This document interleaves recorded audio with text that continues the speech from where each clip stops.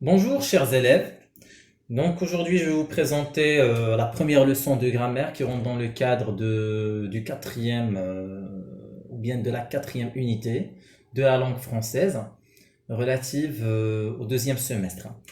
Notre leçon d'aujourd'hui c'est la ponctuation, donc on va expliquer ce que ça veut dire la ponctuation, à quoi sert la ponctuation et on va donner des exemples qui sont un tout petit peu précis pour qu'on puisse bien cerner la compréhension et pour qu'on puisse produire des énoncés qui sont corrects ou bien des phrases qui sont correctes. Là, on va commencer par la partie je découvre et toujours on commence par des exemples. La maman prépare le repas. Donc ce sont des phrases qui sont normales qu'on a l'habitude de voir presque toutes les leçons. Donc là, la maman prépare le repas. Regardez, la fille, sa mère, son frère et leur père sont là. La fille, sa mère, son frère et leur père sont là. J'ai vu des voitures, des camions, des charrettes. Trois points de suspension. Pourquoi il est absent? Pourquoi il n'est pas venu? Et la dernière phrase, oh, quelle merveille! Regarde ici. Donc chaque phrase est illustrée par des signes de ponctuation. Là, je vais vous montrer. La maman prépare le repas. Il y a un point. Le point ici marque quoi? Marque la fin de cette phrase. Est-ce qu'il y a quelque chose qui vient après? Il n'y a rien qui vient après. La deuxième phrase, la fille, virgule, sa mère, virgule. On a marqué une pause. Quand on a lu cette phrase, on a marqué une pause en lisant le premier mot, la fille, le deuxième mot, sa mère, son frère et leur père sont là. On a marqué la fin de la phrase par un point.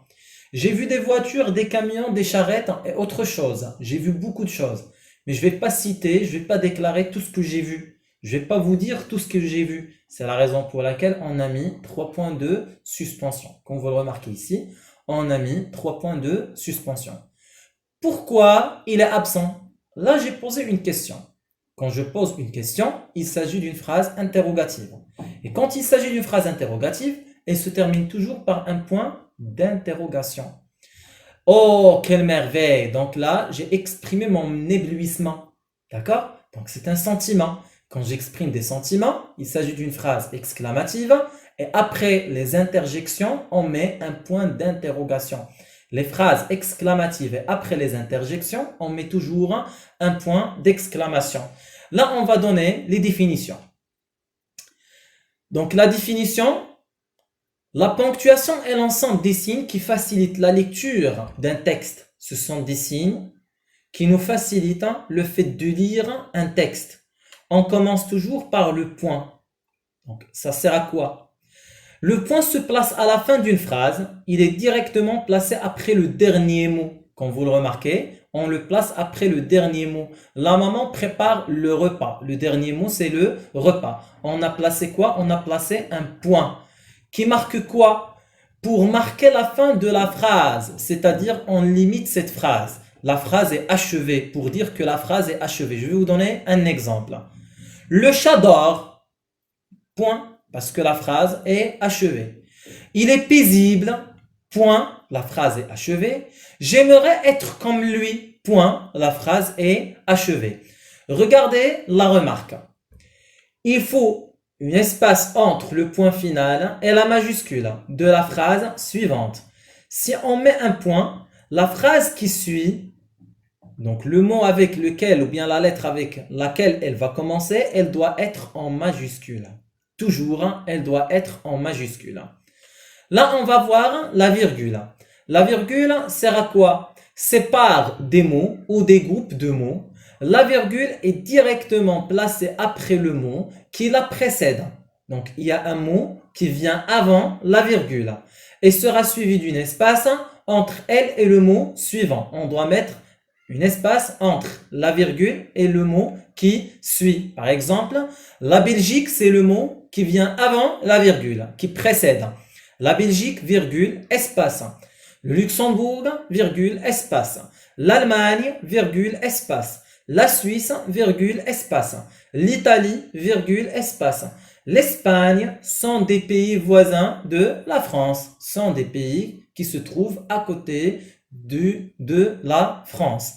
Quand on a terminé la phrase, on a mis quoi? On a mis un point. Qu'est-ce qu'on remarque ici? On peut placer une virgule après un groupe nominal, placer en tête de phrases pour le mettre en valeur. Il n'y a pas que des mots. On peut mettre la virgule après un groupe nominal pour le mettre en valeur, pour le valoriser, pour lui donner une valeur. Par exemple, cette semaine, c'est un groupe nominal, il est souligné. Nous avons 3 réunions. Nous avons quoi? 3 réunions. Cette semaine, virgule, nous avons 3 réunions. On a terminé la phrase, on doit mettre un point. Mais, il faut prendre en considération, et c'est une remarque très importante, mais on ne peut pas placer une virgule entre le verbe et son sujet. La virgule ne vient pas entre un verbe et son sujet. Regardez ici. Magali viendra ce soir. Magali, c'est une personne, c'est le sujet. Le verbe viendra ce soir. Et non pas, on ne peut pas mettre Magali, virgule, viendra ce soir. C'est faux. On doit dire Magali viendra ce soir. Et on ne peut pas dire Magali, virgule, viendra ce soir. Donc là, on va voir le point d'exclamation se place à la fin d'une phrase exclamative. Le point d'exclamation vient après une phrase exclamative. Par exemple, comme il a grandi. Oh, j'ai oublié notre rendez-vous. Ou bien le point d'exclamation vient, ou bien achève une phrase exclamative, ou bien se place à la fin d'une phrase exclamative. Deuxièmement, il vient après les interjections.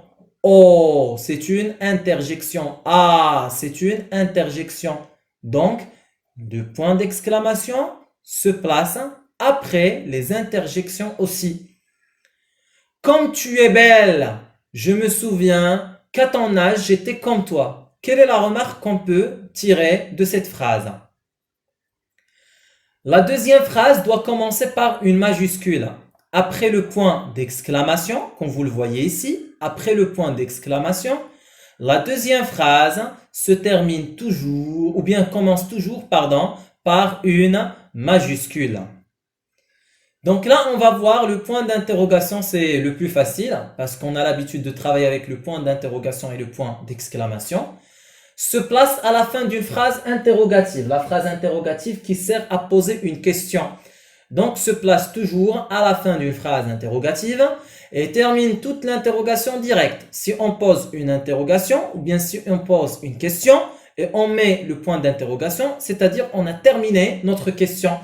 Il est séparé du mot précédent par une espace et sera suivi d'une espace entre lui et le mot suivant. Donc, quand on met le point d'interrogation, on doit mettre une espace après le point d'interrogation ou bien entre le point d'interrogation et le mot qui vient après.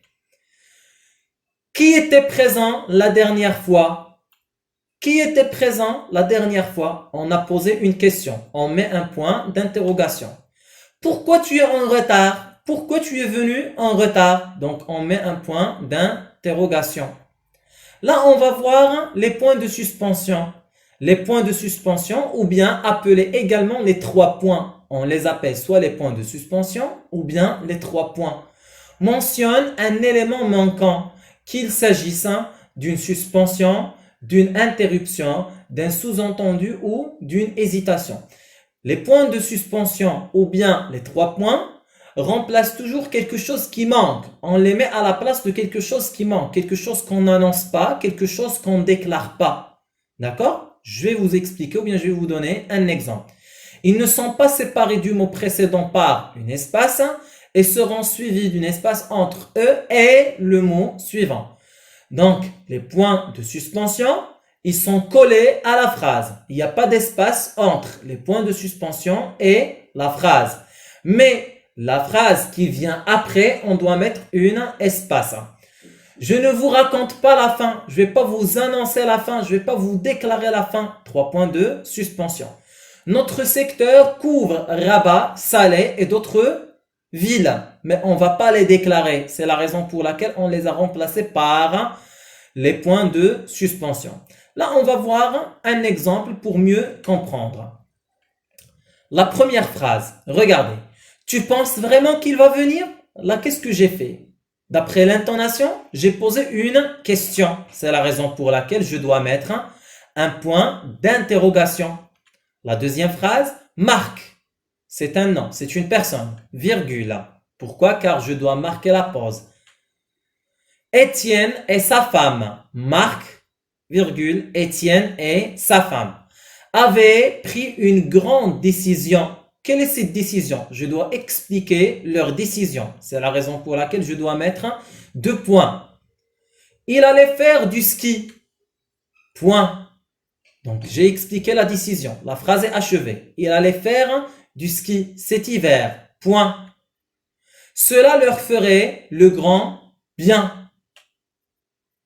Point. Donc là, j'ai achevé la phrase. Quand j'achève la phrase, je dois mettre un point. Voici ce que tu dois acheter. Je dois acheter quoi? Est-ce que je le sais? Non. Elle doit m'expliquer. C'est la raison pour laquelle on doit mettre 2 points. Du beurre, virgule, du lait et du pain. Pourquoi on n'a pas mis une virgule? On n'a pas mis une virgule parce qu'il y a la conjonction de coordination et qui donne l'addition. Et du pain, point. Pourquoi? Car j'ai terminé ma phrase. Donc là, notre leçon touche à sa fin. Je vous remercie de nous avoir suivis. Et on se tient rendez-vous dans une prochaine vidéo, là où je vais vous présenter bien évidemment d'autres leçons de grammaire, de conjugaison et d'orthographe. Je vous remercie encore une fois et je vous souhaite une excellente fin de journée. Au revoir.